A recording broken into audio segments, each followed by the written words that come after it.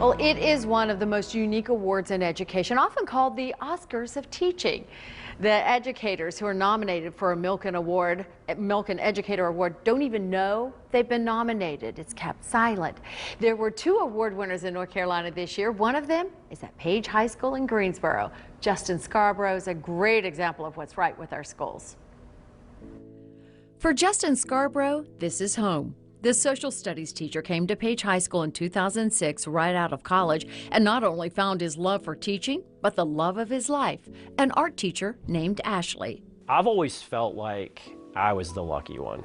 Last month, when the school called an assembly, he felt like it was just a typical school-wide pep rally. He never thought this gathering would be all about him.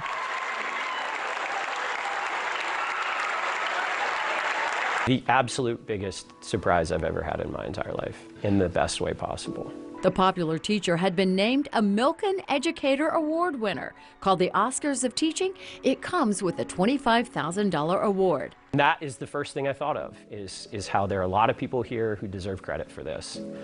And they need to know that, and they need to know how important they are to me sitting right here. All the people that have inspired me, all the people that have propped me up, all the people that have believed in me, all the people that have loved me throughout this process, and how much this is an attribution to them. He says it's the type of recognition that keeps teachers going. It's good for me, but it's good for Page, it's good for our community, it's good for the profession. And it's good for his students who always know they matter a lot.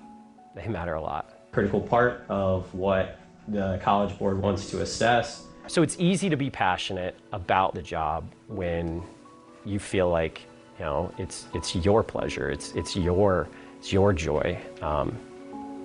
I don't think I could have that in a different job. It's easy to get up, it's easy to come to work, it's easy to laugh, it's easy to have a good time, because that's naturally what teenage kids want to do. My goal is to give them the hope that my teachers gave me, and subconsciously, mostly, I internalize that as I go through my years of teaching, that these are human beings, and these human beings need hope. They need fuel to feed their dreams. They need energy and passion to keep them going on, some Wednesday when it's cold and not so pleasant outside.